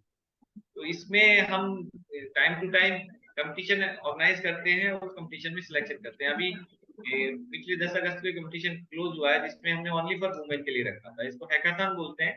तो इस तरह के बहुत सारे हैकाथन होते हैं जिसमें आपको सपोर्ट मिलता है। सर अभी आपने और क्या उसके नाम बाद बताया? हैकाथन। Hackathon, yes. हाँ, हैकाथन था, वुमेन हैकाथन अभी चल रहा था। अभी ये इसकी हो सकता है 17 सितंबर को प्रधानमंत्री जी इस कंपटीशन का रिजल्ट दें, उसके बाद फिर नया नेक्स्ट हैकाथन स्टार्ट होगा। तो जो भी लोग इस तरह के आइडिया पे काम करते हैं उनको इसमें हेल्प मिलती है, आप इस पे काम कर सकते हैं। Next slide. उसके लिए सिर्फ आपको ऑनलाइन जाना है हमारी मिनिस्ट्री ऑफ एमएसएमई की इंक्यूबेशन स्कीम। उसके लिए जो मैंने बताया कि होस्ट इंस्टीट्यूट कहलाते हैं, उनमें आपको हेल्प मिलती है। सर एक मैं यहीं पे क्वेश्चन पूछना चाहूंगी आपसे। Sir yes sir, sir as a faculty हम लोग अगर कोई प्रोजेक्ट करना चाहते हैं एमएसएमई के साथ में, तो इस हाँ। इस डायरेक्शन में क्या एमएसएमई सेक्टर हेल्प कर सकता है, या इस तरह का कोई वहां पे प्रावधान है गवर्नमेंट फैकल्टीज के प्रोजेक्ट के लिए? सर गवर्नमेंट फैकल्टीज के प्रोजेक्ट्स को भी अलाउ है मैडम, और एमएसएमई यूनिट के लिए भी अलाउ है। और इसमें ये होता है कि जैसे आपका कॉलेज होस्ट इंस्टीट्यूट बन सकता है अगर आपके पास अच्छी लैब्स है। लैब किस और सेंस में सर? अगर कोई आरएनडी लेवल की लैब हो जिसपे आप आरएनडी कर सकें। ज्यादातर कॉलेजेस में जो लैब्स हैं वो सिर्फ आपके सिलेबस को कंप्लीट करती है। अच्छा। तो उस तरह की है, लैब होनी चाहिए। तो और लैब होने के साथ साथ माइंडसेट भी होना चाहिए कॉलेज का। तो हमने जैसे एमएनआईटी को दिया है, राजस्थान यूनिवर्सिटी ने अभी एक इंक्यूबेशन सेंटर होना चाहिए। एक मतलब एक आइडेंटिटी होनी चाहिए जहाँ इस तरह के लोग आप जाएं और वहाँ अपना बिजनेस करें, मतलब अपने आइडिया को डेवलप करें। जी नहीं, अगर लैब नहीं है तो हम अपने एज ए फैकल्टी हम लोग वहाँ पे अप्रोच नहीं कर सकते? हमारे इंस्टीट्यूशन में लैब होना जरूरी है? नहीं, आप एज ए फैकल्टी तो आप अप्रोच कर सकते हैं, पर वो होस्ट इंस्टीट्यूट फिर कोई और इंस्टीट्यूट होगा। अच्छा, होस्ट इंस्टीट्यूट कोई आइडिया। जी सर। हाँ, जैसे आपके पास कोई आइडिया है, अभी बताएं, जैसे जो गवर्नमेंट कॉलेज अजमेर के हैं एक प्रोफेसर, उन्होंने अप्लाई किया हुआ है। अच्छा। और वनस्थली में जैसे लैब है, वनस्थली को हमने होस्ट इंस्टीट्यूट डिक्लेयर किया हुआ है, उनके पास आरएनडी सेंटर है, तो वहाँ के प्रोफेसर उसमें काम कर रहे हैं, उनको हमें हेल्प करते हैं। तो आप भी चाहे आपको, लेकिन आपको जैसे वनस्थली सर्च करना पड़ेगा, उसके लिए कोई होस्ट इंस्टीट्यूट आपको आइडेंटिफाई करके आप वहां जाके अपना टेस्ट, अपने आरएनडी करनी पड़ेगी। अच्छा, तो इसमें पैसा किसके होस्ट इंस्टीट्यूट को आता है। प्रोफेसर भी हो सकते हैं, कोई भी हो सकता है। अगर स्टूडेंट है तो ये फ्री ऑफ कॉस्ट है, मतलब उनको कोई फंडिंग नहीं करनी। अगर अदर देन स्टूडेंट है तो उनको 15% अपना फंड उसमें एक्सपेंडिचर लगाना होता है। Okay okay sir. उसके बाद अगर वो होस्ट इंस्टीट्यूट में अच्छी R&D सेंटर डेवलप कर दिया है तो बाद में हम उसको 1 करोड़ रुपए तक के प्लांट एंड मशीनरी के लिए भी देते हैं। तो ये चीजें हैं, लेकिन वो होस्ट इंस्टीट्यूट होना चाहिए। मतलब आप अपने कॉलेज में जब तक कोई होस्ट इंस्टीट्यूट डिक्लेयर नहीं होता तो आप नहीं कर सकते।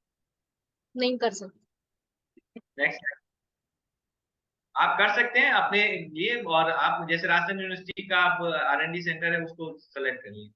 इसके बाद है आपने ये सब किया, मार्केटिंग आपको रिक्वायरमेंट है तो गवर्नमेंट की ई मार्केटिंग प्लेस है GEM, GeM government e market place में हमें, जैसे मैं गवर्नमेंट ऑफ इंडिया का है ऑफिस है, तो हमें कुछ भी परचेज करना है तो जेम के थ्रू जाना है। एक पोर्टल है जेम पोर्टल, उसके तहत आपको बेनिफिट मिलेगा। उसमें आपको ये है कि आपको वहां जाने की जरूरत नहीं है, आप अपने आपको रजिस्टर्ड करें। कोई भी बिजनेसमैन, इवन आप ट्रेडर हैं तो भी रजिस्टर्ड करें। आपके पास ऑथराइज लाइसेंस होना चाहिए। आप सपोज किसी स्टेशनरी आइटम की जैसे कंपनी है और कैमल की प्रोडक्ट है तो आप कैमल से ऑथराइज डीलर बन जाएं और आप जैम में अपने आप को रजिस्ट्रेशन कर लें और आप सप्लाई कर सकते हैं। फिर आपको ऑनलाइन बिड होगी और आपको अपने कस्टमर के घर जाके उसको सेलेक्ट कर, ऐसा बार बार जाके अपने आप को इंट्रोड्यूस करने की जरूरत नहीं है। आपके पास ऑटोमेटिक ऑर्डर आएगी अगर आप प्राइस सही दे रहे हैं। तो ये एक जेम पोर्टल है। इसके अलावा पब्लिक प्रोक्यूरमेंट पॉलिसी गवर्नमेंट ने कही है कि इस माइक्रो और स्मॉल यूनिट को कम से कम किसी भी गवर्नमेंट जो है डिपार्टमेंट उनमें 25% तक आइटम परचेज करना कंपल्सरी कि गवर्नमेंट ऑफ इंडिया ने पब्लिक प्रोक्यूरमेंट पॉलिसी के तहत लाए हैं। इसके अलावा कोई नए लोग हैं वो डोमेस्टिक ट्रेड फेयर्स में हमारे उद्योग मेले लगते रहते हैं, उनमें बेनिफिट दिया है कि वहां हम स्टॉल चार्ज और आने जाने का चार्ज दे देते हैं। नेक्स्ट स्लाइड में मैडम पूजा मैम लेते रहो आप थोड़ा 2-3 screenshot. Next slide. Yes sir, ये ठीक है सर। हाँ, ये तो ये जैसे मैंने बताया जैम के लिए इसमें आपको मेक इन इंडिया फिल्टर्स वगैरह लगाए हुए हैं। इसके बाद इसमें हमने चर्चा कर ही ली है। नेक्स्ट स्लाइड में, नेक्स्ट स्लाइड।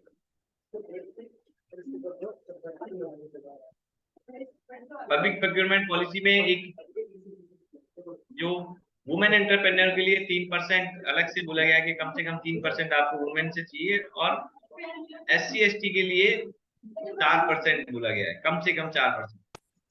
तो ये है ऐसे इंटरनेशनल स्कीम है। इसके अंदर आपको इंटरनेशनल विजिट भी कर सकते हैं। जो MSME यूनिट है वो इंटरनेशनली जाएंगे तो गवर्नमेंट ऑफ इंडिया उसका खर्चा लेगी। आपको स्टॉल लगाने के लिए जो खर्चा होगा, आने जाने का खर्चा होगा, वो बियर करेंगे। Next slide.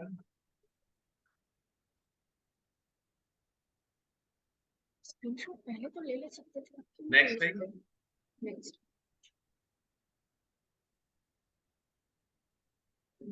इसके अलावा अपने हमारे यहाँ डोमेस्टिक जो ट्रेड फेयर है ऑल इंडिया लेवल पे, उसमें भी आपको हमारी मिनिस्ट्री के थ्रू फंडिंग मिलती है।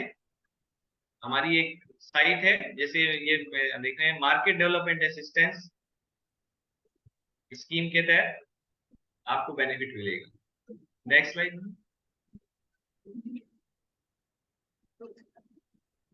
जिसमें आप देख रहे हैं कि पार्टिसिपेशन जो मिनिस्ट्री के डेलीगेशंस भी जाते हैं या ट्रेड फेयर्स में पार्टिसिपेशन के लिए, वो वाले। Next slide.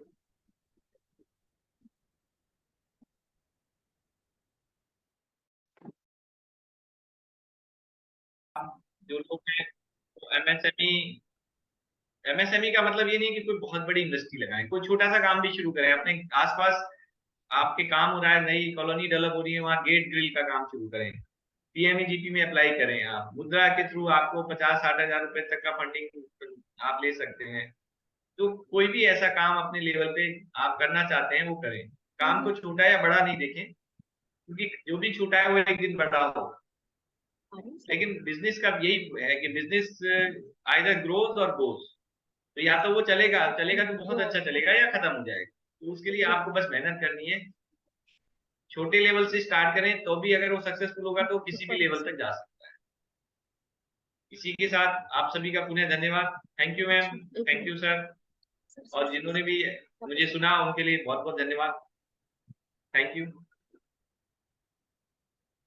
Thank you sir. आपका सेशन बहुत ही सिंपल लेकिन बहुत इफेक्टिव था।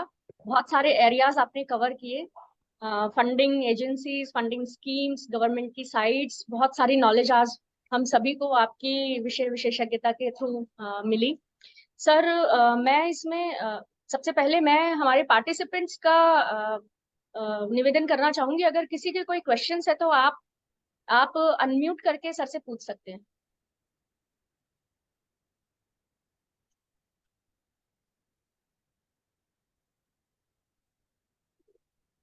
किसी का कोई प्रश्न, कोई सेशन के बारे में अगर कुछ अपने विचार व्यक्त करना चाहता है तो आप प्लीज अपने आप को अनम्यूट करके आप कह सकते हैं,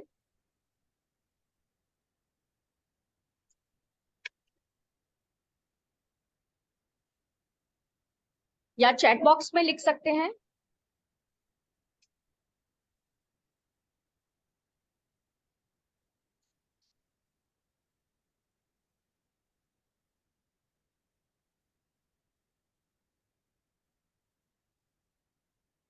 अभी मैडम अभी तो एक सीट डाला है आज हमें, धीरे धीरे ग्रो करेगा। सर सही बात है। स्टूडेंट्स हम थोड़ा सा हम सक्सेसफुल हुए हैं, स्टूडेंट को हम अवेयर कर पाए हैं सर अवेयरनेस एक्टिविटीज में, लेकिन आज का सेशन वाकई में बिल्कुल इतना जरूरी है। हमें इस चीज के बारे में सिर्फ हम आइडिया के बारे में सोचें, लेकिन हमें आगे की जर्नी हमें थोड़ा बहुत पता होना चाहिए कि फंडिंग हम लोगों को कहाँ से मिल सकती है। सर मेरा आपसे एक निवेदन था, आप एंजल इन्वेस्टर्स या वेंचर कैपिटल के बारे में थोड़ा सा हमें गाइड कर सकें तो। मैडम बहुत सारे एंजल इन्वेस्टर्स हैं और वो बिजनेस प्लान देखते हैं। जैसे राजस्थान वेंचर कैपिटल है जयपुर में, ऐसे स्टार्टअप ओएसिस है यहाँ। और इनके लिए पहले अपने आप को कहीं ना कहीं स्टार्टअप में रजिस्ट्रेशन की जरूरत होती है। अच्छा। जैसे मैंने बताया कि आई स्टार्ट के साथ आप रजिस्ट्रेशन कर सकते हैं, स्टार्टअप इंडिया स्कीम के तहत आप रजिस्ट्रेशन कर सकते हैं। और स्टार्टअप इंडिया के लिए आप कम से कम 2 साल की एंटिटी हो, और उसके लिए फिर आपको एंजल फंड के थ्रू स्कीम मिल सकती है। फंडिंग 3 तरह की होती है मैडम, या तो आपको फंडिंग है कि आप अपने सोर्स से फंड करा लें, या फिर आप लोन लें, वो बैंक लोन होता है। लेकिन अगर स्टार्टअप है, कुछ नया आइडिया है, तो आपको एंजल फंडिंग हो सकती है। एंजल फंडिंग में वो या तो इक्विटी लेते हैं या डेट की तरह होता है, जो लोन आप जैसे नॉर्मल होता है। तो स्टार्टअप इंडिया या इस तरह के एंजल फंड्स होते हैं, वो आपके 95% तक फंडिंग कर देते हैं। सर और उनको कैसे अप्रोच किया स्टार्टअप जाता है? इंडिया, अच्छा, सॉरी सर। सबसे पहले तो आप अपने आप को स्टार्टअप इंडिया स्कीम में रजिस्ट्रेशन कराएं, या गवर्नमेंट की, जैसे मैंने आपको बताया आई स्टार्ट राजस्थान गवर्नमेंट की स्कीम है, वो सेंटर है, वहां आप अपने आप को रजिस्ट्रेशन कराएं। या जैसे हमारे जो हैकेथन होते हैं, डिफरेंट डिफरेंट मिनिस्ट्रीज के हैकेथन होते हैं, वहां आप अपने आप को उन हैकेथन में आप पार्टिसिपेट करें, और आपका आइडिया सेलेक्ट होता है, तो आप फिर इन फंडिंग के लिए एलिजिबल हो जाते हैं। तो ये है। और उसमें फिर आपको एंजल फंडिंग के थ्रू बेनिफिट मिलता है। 90% वो लोग देखते हैं कि आपके आइडिया में कितना स्कोप है। और वो रिस्की बिजनेस होता है, कोई भी नया आइडिया है वो रिस्की होता है, उस रिस्की बिजनेस को वो फंड करते हैं। और उनका बेसिक एम यही होता है कि अगर हम 10 लोगों को फंड करेंगे, हो सकता है 2 लोग सक्सेसफुल हो, लेकिन अगर वो 2 लोग जो हैं वो बाकी 8 लोगों का लॉस बियर कर लेंगे, उनका सक्सेस इतना ज्यादा होगा। अच्छा तो ये इस तरह से हम स्टार्टअप इंडिया स्कीम, जो startup India seed fund scheme है, उसके तहत हम बेनिफिट ले सकते हैं।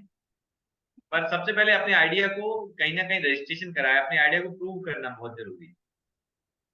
सर, ऐसे कोई एरियाज हैं पर्टिकुलर जिसके लिए फंडिंग के प्रायोरिटीज सेट होती हैं, कि किस किस सेक्टर में अगर आपका आइडिया है तो हाँ, उसको प्रायोरिटी पे फंड मिल जाता है? आप जैसे सबसे गवर्नमेंट की है, गवर्नमेंट का इस स्टार्टअप में सबसे आसान है कि आप गवर्नमेंट को हेल्प करें। अच्छा। जहां गवर्नमेंट की खुद की रिक्वायरमेंट है, जैसे वेस्ट मैनेजमेंट एक गवर्नमेंट की बहुत बड़ी प्रॉब्लम है, वाटर का मैनेजमेंट है, वो एक प्रॉब्लम है। या कोई सोसाइटी को बेनिफिट हो कि बहुत सारा एम्प्लॉयमेंट जनरेशन हो रहा है, तो वहां गवर्नमेंट आपको ज्यादा फंड देती है।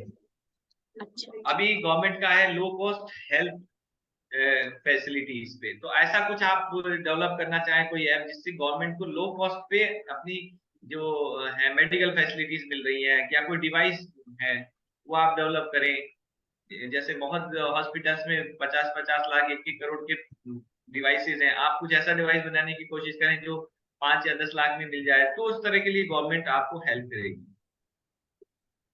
उन चीजों में आपको, मैं ज्यादातर जो आइडिया सेलेक्ट हुए हैं मैं वो सब मेडिकल या हेल्थ पे हैं या सोशल इम्पैक्ट वाले हैं, जिनमें गवर्नमेंट आपको हेल्प करती है। या एनवायरमेंट और सर, जो एनवायरमेंट एनवायरमेंट से रिलेटेड है वो भी गवर्नमेंट से रिलेटेड ही है, एनवायरमेंट में भी है। आपके पास कुछ ऐसा आइडिया है जैसे आप मुझे कुछ शेयर करें तो मैं आपको बता सकता हूँ कि किस तरह के आइडिया जो है वो इसमें सेलेक्ट होते हैं। सर बहुत ज्यादा तो अभी इसके बारे में मैं नहीं कहूंगी, लेकिन जस्ट जैसे हम लोग स्टूडेंट्स को भी गाइड करते हैं तो एक वेग रहता है, एक बहुत हाँ ब्रॉड है आइडिया जनरेशन, कि आप आइडिया जनरेट करो।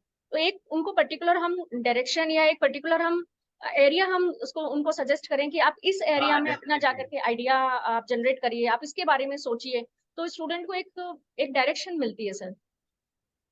इसलिए उस वे में मैं जानना चाहती थी। सर एक आपने स्कीम्स के बारे में बताया कि एमएसएमई में स्कीम्स भी हैं स्टूडेंट्स के लिए, स्किल्स हाँ, स्किल ओरिएंटेड प्रोग्राम्स हैं, या इसके बारे में सर थोड़ा सा आप हमें एक बार थोड़ा सा और विस्तार से कि हम बताइए। एंटरप्रेन्योरशिप स्किल डेवलपमेंट प्रोग्राम्स करते हैं अच्छा। और उनको हम कि, फंडिंग क्या मतलब उससे हम अपने लेवल पे करते हैं, जिसमें हमको फैसिलिटीज मिलती हैं ऑनलाइन रहता है सर ये? उस पे। नहीं नहीं, ऑनलाइन नहीं होता है वहाँ। जैसे हम यहाँ ज्यादातर तो जैसे वुमेन के लिए फैशन गारमेंट्स का ट्रेनिंग प्रोग्राम्स करते हैं, गारमेंट फूड पे रिलेटेड प्रोग्राम है वो ज्यादा जयपुर में ही ज्यादा करते हैं हम। ये बेकरी प्रोडक्ट्स पे एक प्रोग्राम यहाँ करते हैं स्किल डेवलपमेंट का, जयपुर में हमारे ऑफिस में। और गारमेंट रिपेयर मतलब गारमेंट मैन्युफैक्चरिंग पे करते हैं। डिपेंड करता है कि रिक्वायरमेंट क्या है, और हम वहां प्रोग्राम करते हैं जहां उसकी फैसिलिटी हो, लैब, इस तरह के प्रोग्राम्स करते हैं। थैंक यू सो मच आप सर। जैसे मैडम स्टार्टअप आइडिया की बात करें, जी सर। मैं आपको बताता हूँ कुछ आइडियाज मैं आपके साथ शेयर करता हूँ जिनको गवर्नमेंट ने सेलेक्ट किया है। जी सर। जैसे है long endurance battery operated agriculture spray drawn. तो बैटरी जो आपका एग्रीकल्चर स्प्रे है, पेस्टिसाइड को स्प्रे करने से लोग किसानों को आजकल कैंसर होने लगा है, तो उसके लिए स्प्रे ड्रोन बनाए गए हैं, उसके लिए गवर्नमेंट फंड कर रही है। ऐसे ही बनाना ट्री को हैवी विंड से रोकने के लिए, प्रोटेक्ट करने के लिए MUSA फोल्डर होता है, मतलब आसपास उसके किस तरह का डिवाइस लगा दी जाए ताकि वो हैवी, बहुत बड़े ज्यादा रेन्स और मतलब हैवी विंड्स में वो कंट्रोल कर सके। और fire retardant jute fibre by nano coating, तो ये एक है ऑटोमेटिक फ्रूट प्लकिंग ड्रोन। इस तरह की चीजें हैं, बहुत सारी है ये। और जो राजस्थान में सिलेक्ट हुए हैं मैं तो आपको एक मिनट शेयर कर लेता हूँ।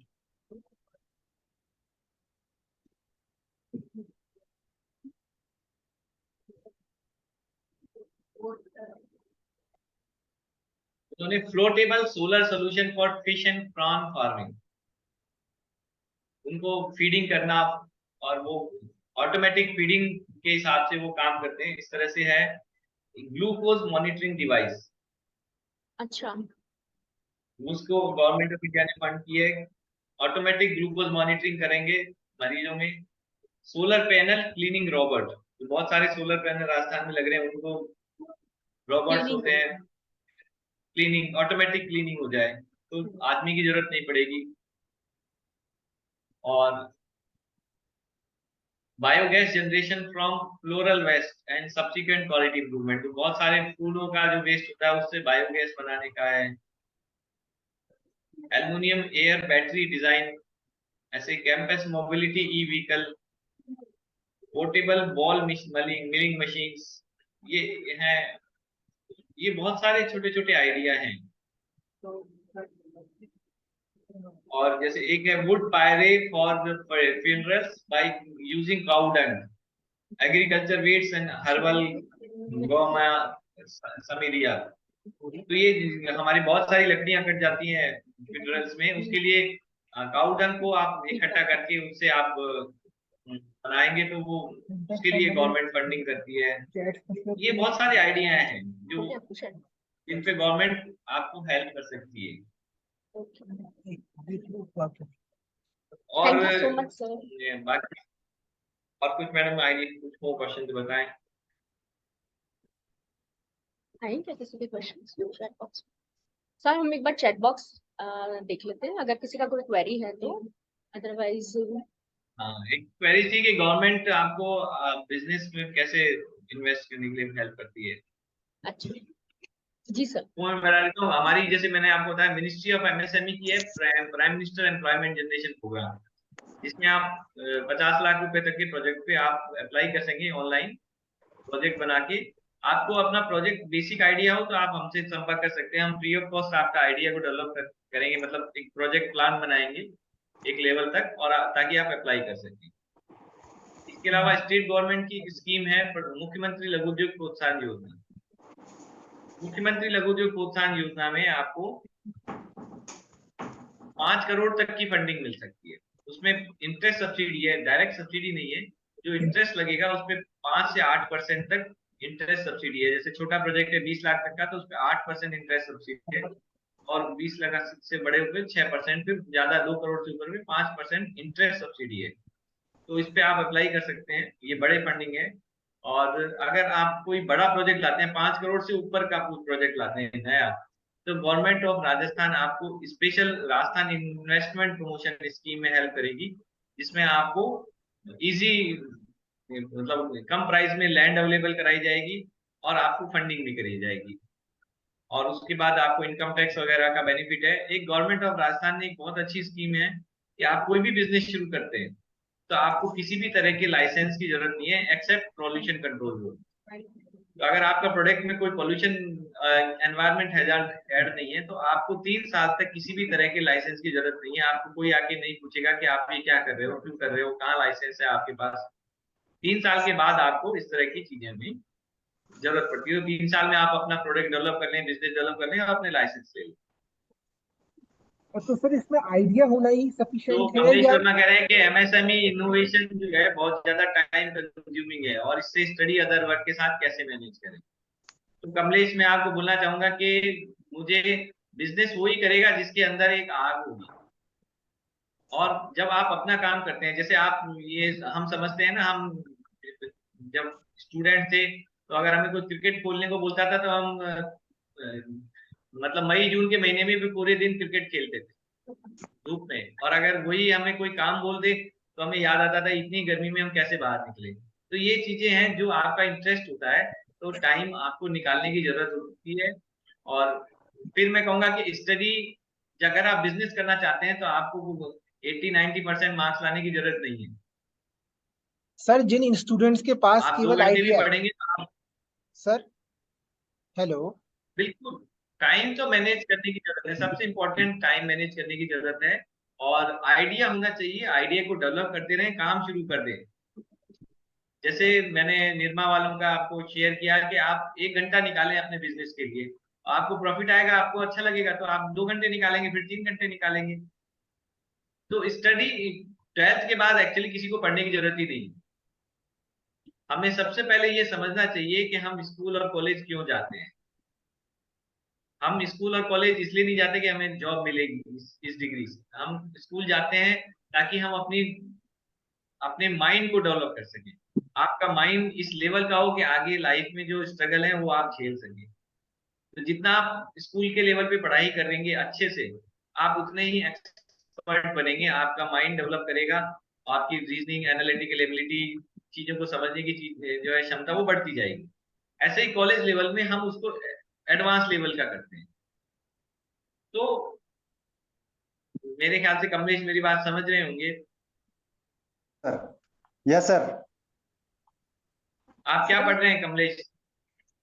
मैं मास्टर्स कर रहा हूँ सर, मैं मास्टर्स का फाइनल ईयर है इस बार। कौन सी सब्जेक्ट में? MA political science sir.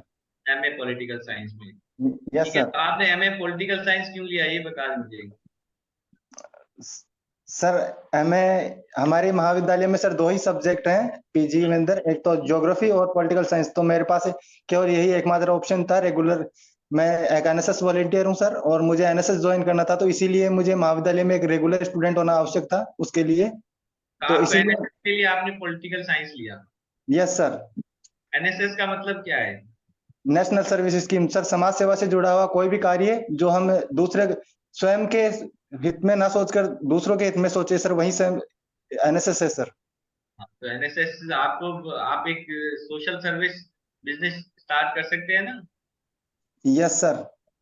Political science यही तो पढ़ाता यस सर। है ना? तो ये है, और हमारी स्टडी इतनी इजी है कि मुझे पता है कि लास्ट के 15 दिन पढ़े ना एग्जाम के, तो पास तो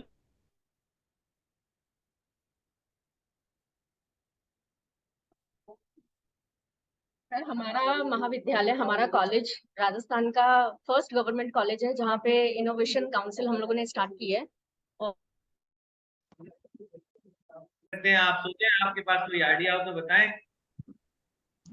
sir I have no idea, but मैं कोशिश करूंगा सर, इससे रिलेटेड जो भी मुझसे हो पाएगा सर। ठीक है, तो आप मैडम को 10 दिन में बताएं कि आपके आसपास के समाज में लोग क्यों परेशान हैं। आप ऐसी 10 परेशानियां लिख के लाएं और 10 परेशानियों को रेट करें कि ये परेशानी सबसे ज्यादा है। फिर हम देखेंगे उन 10 परेशानियों में से कौन सी परेशानी हम हल कर सकते हैं। जो आपने स्टार्टिंग में बोला था ना, बिजनेस अपॉर्चुनिटीज, यस सबसे सर। पहला काम क्या? आइडिया। आइडिया कहाँ से आएगा? परेशानी से। तो लोग परेशान नहीं होंगे तो बिजनेस नहीं चलेगा, है ना? सर आप मैं समझिए, जो हमारी मल्टीनेशनल कंपनी क्या करती है, वो परेशानियां पैदा करती हैं। Yes sir. आप परेशान नहीं थे, आप यहाँ घर में रहते थे, अपने अच्छे से खाते थे पीते थे हम, और गांव में रह के सारी सुविधाएं थी। लेकिन उन्होंने कुछ टीवी एक जनरेट कर दिया कि अब तो टीवी चाहिए, टीवी के बिना आदमी परेशान हो जाता है। अब मोबाइल जनरेट कर दिया कि मोबाइल नहीं है तो आदमी परेशान है। तो ये परेशानियां पैदा की पहले उन्होंने, और फिर हम परेशान हो रहे हैं। नहीं तो हम पिछले हजारों साल से बिना मोबाइल और टीवी के थे ना, यस सर। बिना टूथपेस्ट के भी थे, और जो पिज्जा बर्गर के बिना भी काम चलता था। लेकिन आजकल लोग जो है गांव में रहना नहीं चाहते कि वहां ये चीजें नहीं मिलती हैं, और जब शहर में परेशान हो जाते हैं फिर वापस गांव जाते हैं। तो ये, आप परेशानी ढूंढें और परेशानियों को हल करने की कोशिश करें। ठीक है? Okay sir, thank you sir, thank you so much sir. और और नाइस किसी nice to meet you sir. Thank you. Sir मैं बताना चाहूंगी आपको कि हमारा महाविद्यालय राजस्थान का पहला गवर्नमेंट कॉलेज है जहाँ पे हम इनोवेशन काउंसिल हमारी स्टार्ट की है हमने। और हम जुड़े हैं एमएचआरडी से। और पिछले 3 साल से सर काफी हमने अवेयरनेस के लिए यहाँ पे काम किया है। इस सेशन में हम लोगों ने 4 आइडियाज हमारे स्टूडेंट्स के एमएचआरडी सबमिट किए हैं सर। तो कमलेश जैसे ही बहुत एनर्जेटिक स्टूडेंट्स हैं हमारे पास, और पूरी उम्मीद है मुझे कि हम इसमें और आगे सक्सेस हासिल करेंगे। सर मैं नहीं, अच्छा है, आप करें। आप देखिए, आपको जैसे मैं अभी बात कर रहा था ना होस्ट इंस्टीट्यूट की, जी तो सर की आप अपने कॉलेज में जो गवर्नमेंट फंडिंग के थ्रू एक सेंटर डेवलप करें। वो बहुत बड़ा नहीं है, 5-6 कमरे इस तरह के आइडेंटिफाई कर लें जहां आप स्टूडेंट बैठ सकें, नेटवर्किंग इंटरनेट फैसिलिटी हो, और एक थोड़ा सा कॉन्फ्रेंस रूम हो, छोटा सा ही हो। आपके पास एक ऐसा एरिया होना चाहिए जहां आप इस तरह के लोग आए हैं, और वो डिस्टर्ब नहीं हो कि आज यहाँ मैथ्स की क्लास लग जाएगी, आज यहाँ फिजिक्स की क्लास लग जाएगी। तो वो इन सब डिस्टरबेंस से फ्री अगर एक एरिया आप आइडेंटिफाई करके स्टार्ट करते हैं, तो आप अपने आप को होस्ट इंस्टीट्यूट बना सकते हैं। जी सर।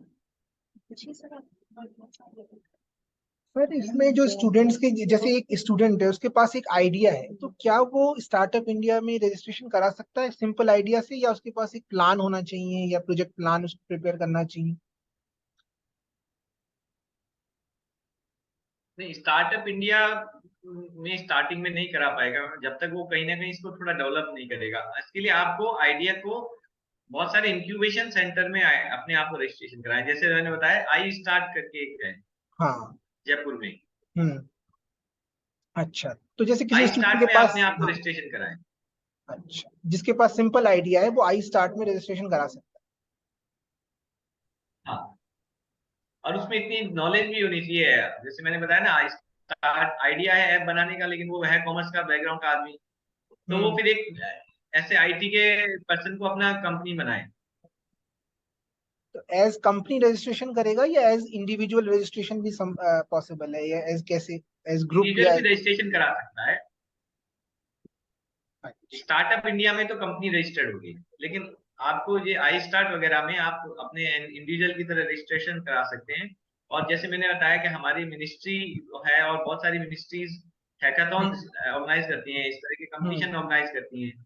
वहां अपने आप को आप कंपटीशन में अपने आप को प्रेजेंट करें, और उन कंपटीशंस में आप सक्सेसफुल होते हैं तो आपको फंडिंग मिलती है फिर आपके आइडिया को डेवलप करने के लिए।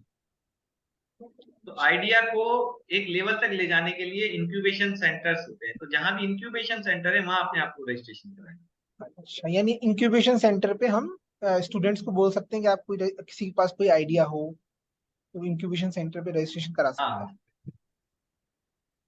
थैंक यू सर, ये जी हम जी सबका सौभाग्य रहा कि आप स्वयं एमएसएमई से ही हमें इतनी अच्छी, इतनी ज्ञानवर्धक जानकारियां मिल सकी।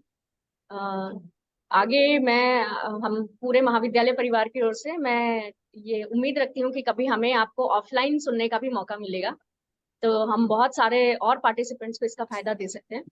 कार्यक्रम के अंत में मैं धन्यवाद ज्ञापन के लिए आग्रह करती हूँ महाविद्यालय परिवार के ऊर्जावान एवं कर्तव्यनिष्ठ सम्माननीय श्री रुबेन सरन माथुर सर का। सर।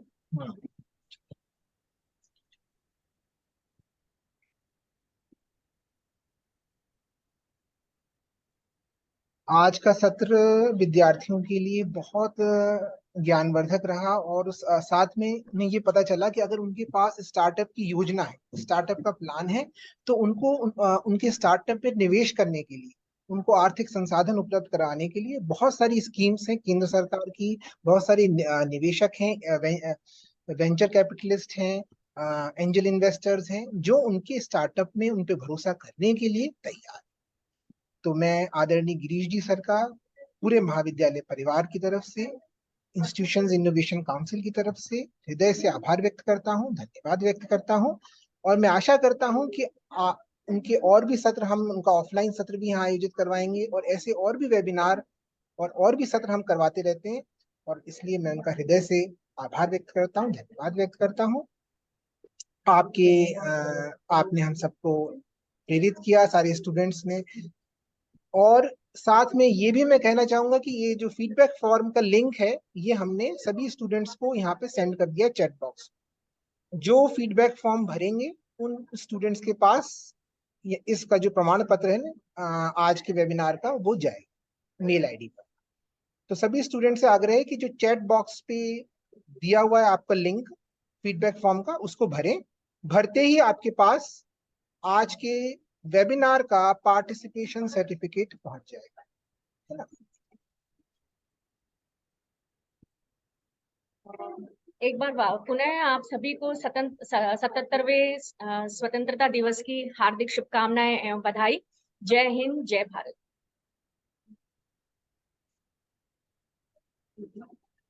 एक मिनट एंड कर फॉर्म कोई भरेगा तो कोई भरा नहीं होगा तो किसी ने फीडबैक फॉर्म ठीक है बंद हुआ ना।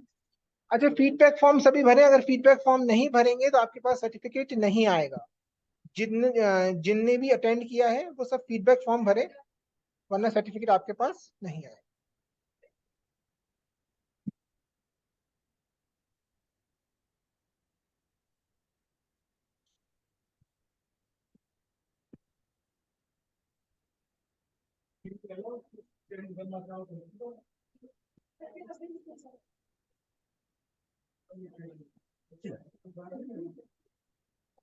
ग्रुप्स, फीडबैक फॉर्म का लिंक आपके व्हाट्सएप ग्रुप्स पे भी शेयर किया जा रहा है। किसी को फीडबैक फॉर्म भरने में कोई प्रॉब्लम हो रही तो बताएं।